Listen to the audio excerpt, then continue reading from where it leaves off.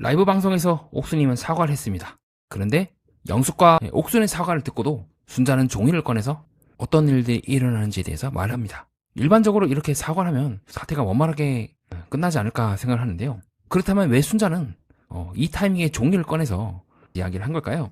오히려 옥순이라든가 영숙의 사과가 순자 입장에서는 진정성 있게 다가오지 않고 더 화나게 만들었기 때문이 아닐까요? 왜 순자는 사과를 사과로 받아들일 수가 없었던 걸까요? 문제는 사과를 했느냐가 아니라 상대의 상처에 대해서 정확하게 사과했느냐가 훨씬 중요하지 않을까요? 자, 이번 시간에는 옥순의 사과에 대해서 저와 함께 살펴보는 시간을 갖겠습니다. 시작하기에 앞서 구독과 좋아요 하이프 가볍게 부탁드립니다.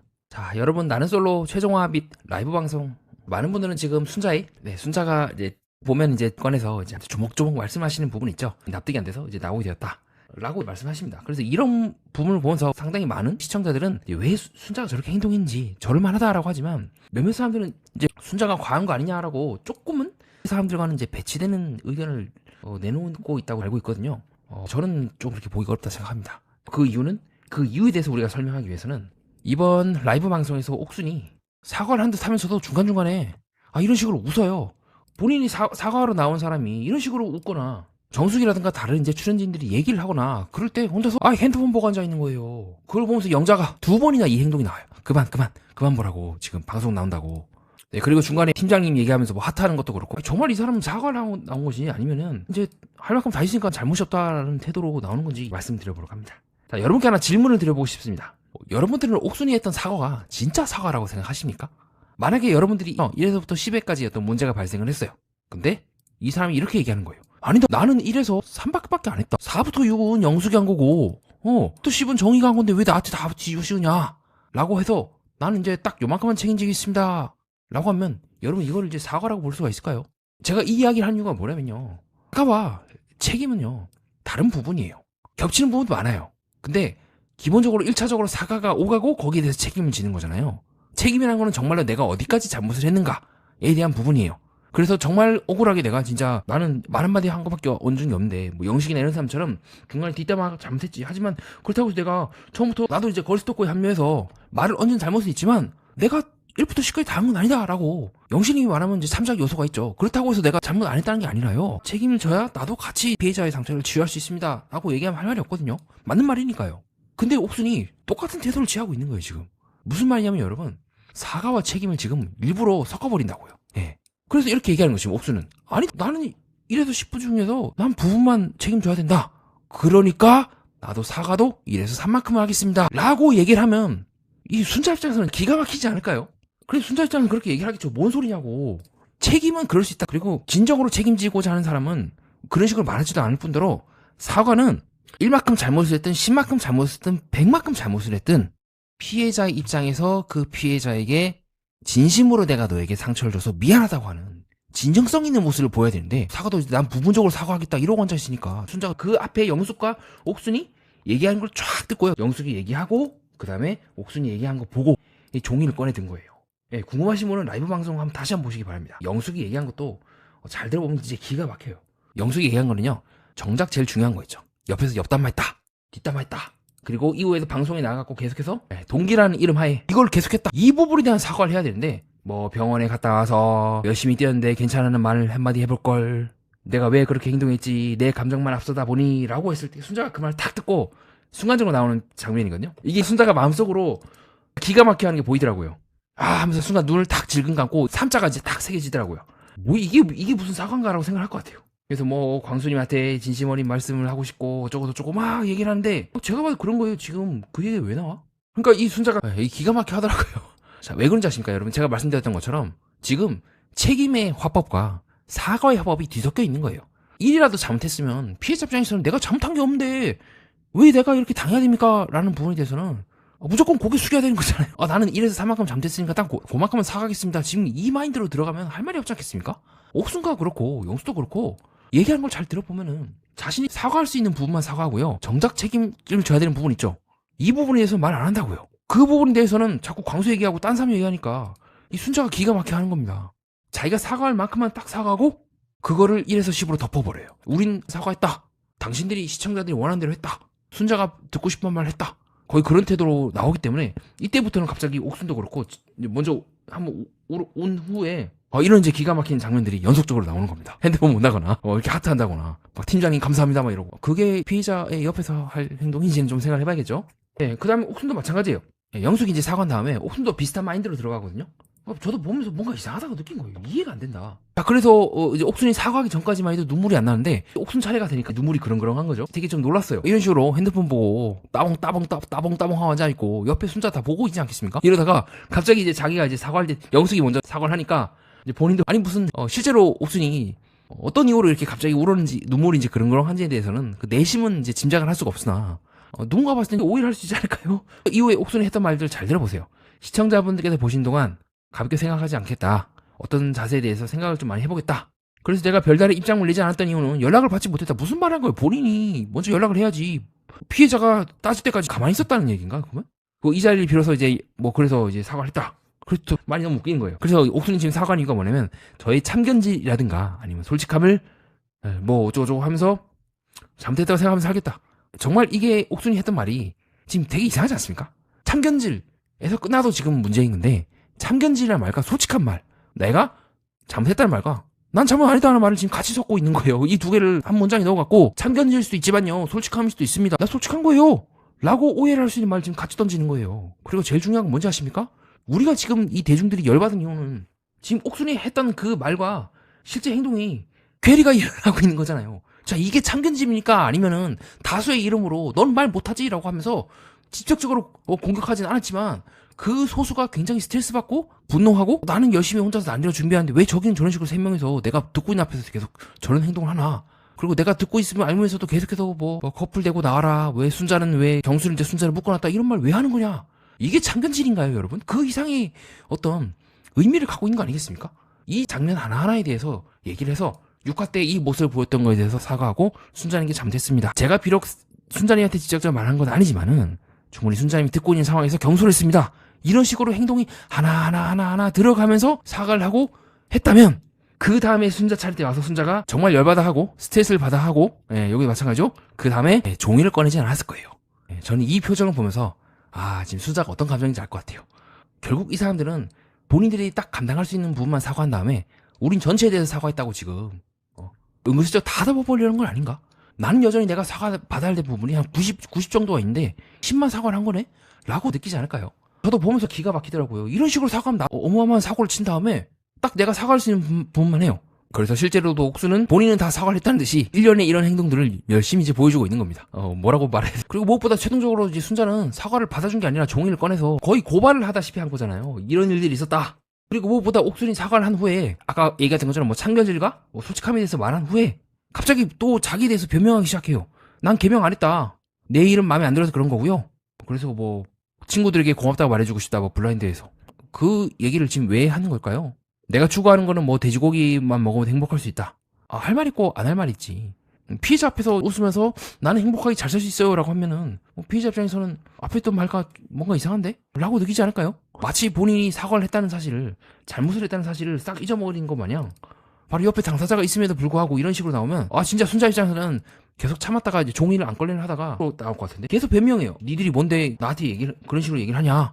첫 번째 회사 그런 식으로 간둔 거 아니다. 그래서 1기 옥순과 실제가 너무 다른 삶을 사는 것 같아서 그건 31기 옥순이 방송 중에 몰입을 한 겁니다. 가볍게 가시처럼 넘겨줬으면 좋겠다. 그런 말 왜 하는 거야? 가볍게란 말을 왜 하는 거죠? 그러니까 이 순자가 다 박수 치는데 어쨌든 옥순의 말이 돼서 유일하게 박수를 안 치고 그냥 가만히 있습니다. 영수도 그렇고 경수도 이제 금방 박수 치다 말고요. 저라도 그럴 것 같아요. 지금 뭐 하고 있는 건가? 이게 사과문인가? 아니면은 훨씬 더 정교한? 이때까지 그 3기 사태보다 더 정교하게 지금 들어가고 있는 건 아닌가? 내가 사과를 하지 않아서 모두가 이제 욕을 먹고 거의 몰락을 하다시피 했다면 지금은요 한 단계 더 발전한 거예요. 사과는 하자. 근데 우리가 할 수 있는 것만큼 하고 나머지는 다 그 안에 포함시켜버리자. 뭉개버리자. 그리고 대중들에게는 사과했죠. 피디님 우리 사과했습니다. 제작진이 우리가 사과했어요. 우리 이제 다시 정상으로 돌아갈 거고 어쨌든 순자 앞에 사과했잖아요. 왜 자꾸 사과했다는데 자꾸 그거 왜 꺼내요? 라고 역으로 이제 손가락을 탁 들이밀 수 있는 걸 한 게 아닐까요? 중요한 거는 사과가 아니라 그 사과를 피해자가 받아들이냐 안 받아들이냐는 문제인 건데 지금 순자는 결국 끝끝내 종이를 꺼냈다는 것 자체가 못 받아들였다는 거잖아요. 만약에 진심으로 이 사람들이 정말 6화 때 이렇게 해서 내가 할 말이 없다 라고 했다면 순자도 그렇게까지 세게 안 나왔을 것 같아요. 그러니까 이 모든 것들을 이제 듣고 그 다음에 순자가 이제 종이를 꺼내는 겁니다. 그렇구나. 니들이 이런 자세를 지금 나왔구나. 그래서 순자는 여러분 전 진짜 노력 많이 했습니다. 단톡방에 초대해서 걸스토크 얘기해주고, 그래서 정의 빼고는 전부 다 사과를 나눴다. 그래서 그 일과 관련이 없는 출연자들조차도 내가 되게 예민한 거 아니냐, 왜 이 자리에서 그런 이야기를 꺼냈냐. 그럼 결국 제가 계속 말씀드린 게 맞지 않습니까? 상철 님도 방송 중에서 뭐 그런 얘기를 해요. 제한테 인증 시점이기 때문에 몰랐다라고 하기에는요, 지금 순자가 나가고 얘기하고 있잖아요. 그 일과 관련이 없는 출연자들조차도 너가 되게 예민한 거 아니야, 왜 이 자리에서 그런 이야기를 꺼내느냐는 것 자체가 그런 이야기를 듣지 않았다는 거잖아요. 그럼 더 이상 우리는 이 상철의 이 종이가 정말 이걸 믿을 수 있는지에 대해서 의심하게 된다는 거예요. 이거는 몰랐다, 그 당시엔 내가 알 수가 없었다, 근데 사후적으로라도 알 수 있는 기회가 지금 출연자들에게 다 주어진 거 아닙니까? 그렇게 따지면 이제는 슬프지만 충분히 알 수 있는 상황이 놓였다고 우리가 볼 수가 있겠죠? 순자가 이 말을 했으니까 왜 그런 이야기를 꺼냈냐. 그래서 순자가 이후에 얘기합니다. 5화가 지났을 무렵에 영숙님하고 옥수님한테 연락을 받았다. 그래서 영숙은 뭐 멘탈 괜찮냐, 옥수는 뭐 오해를 한 것 같다, 그런 의도는 아니었지만 상처받게 했다면 미안하다. 글쎄요, 내가 한 사람의 이야기만 듣고, 아니요, 한 사람의 얘기만 안 들었죠. 6화 때 돌아가야 됩니다. 자, 6화 때 어떤 모습이 있었을까요? 둘이서 냠냠하는 거 보고 옥순이 직접 보고 영숙의 얘기를 통해서 뭐 식사 자리가 이랬다더라, 순자가 경수를 묶어놨다더라, 그런 얘기를 한 게 아니잖아요. 옥순이 직접 보고 가서 야 묶어놨던데? 라고 본인이 말했잖아요. 그런 의도가 아니었다, 한 사람의 얘기만 듣고란 말이 성립할 수가 없고, 그러니까 이런 얘기를 들으니까 순자가 마지막으로 그렇게 얘기하는 겁니다. 따로 개인적으로 해야 되는 부분이다. 나는 너희의 사과를 받지 않았고, 너희가 진정으로 나한테 사과를 하고 싶으면 방송 끝나고 연락을 해라. 예, 이건 사과를 받아준 게 아니에요. 유예를 한 거예요. 유보를 한 거예요. 최후의 기회를 준 거예요. 마지막으로 연락을 한다면 그때 가서 내가는 받아줄 용의가 있는데, 적어도 라이브 방송에서는 너희들의 태도를 보아하니 나는 받아줄 생각이 없다는 걸 저는 돌려서 말했다고 생각을 합니다. 그러니까 제가 라이브 방송을 보고 진짜 기가 막히더라고요. 이때보다 훨씬 더 정교해요.